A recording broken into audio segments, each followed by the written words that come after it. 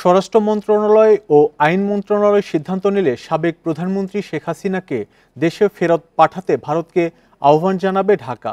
বৃহস্পতিবার বার্তা সংস্থা রয়টার্সকে দেয়া এক সাক্ষাৎকারে একথা বলেন পররাষ্ট্র উপদেষ্টা এম তৌহিদ হোসেন। সেখানে সাবেক প্রধানমন্ত্রীর অবস্থান ভারত সরকারের জন্য বিব্রতকর পরিস্থিতি তৈরি করেছে বলেও মন্তব্য তার।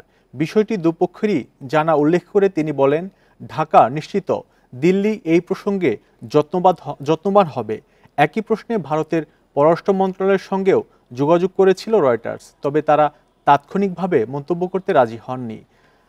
আর নির্বাচন নিয়ে তৌহিদ হোসেন বলেন, বাংলাদেশের পরবর্তী নির্বাচনের সময়রেখা সেপ্টেম্বর মাস নাগাদ আরও স্পষ্ট হবে।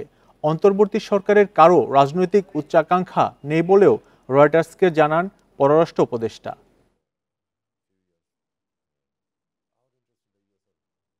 প্রিয় নম্বর সেট করে বিকাশে সেন্ড মানি করুন ফ্রি।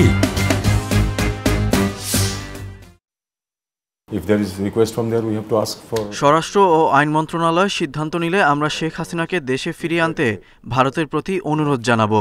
যদি সেখান থেকেও কোনো দাবি ওঠে তবে তা ভারত সরকারের জন্য বিব্রতকর পরিস্থিতি হয়ে দাঁড়াবে। আমি মনে করি ভারত সরকার এ বিষয়ে অবগত এবং এই প্রসঙ্গে যত্নবান হবে। আর পরবর্তী নির্বাচনের সময়রেখা সেপ্টেম্বর মাস নাগাদ আরও স্পষ্ট হবে। আমরা অতিরিক্ত একদিনও ক্ষমতায় থাকতে চাই না। নির্বাচন ব্যবস্থা সংস্কার করতে যতটা সময় লাগে। এছাড়া অন্তর্বর্তী সরকারের কারোর কোনো রাজনৈতিক উচ্চাকাঙ্ক্ষাও নেই।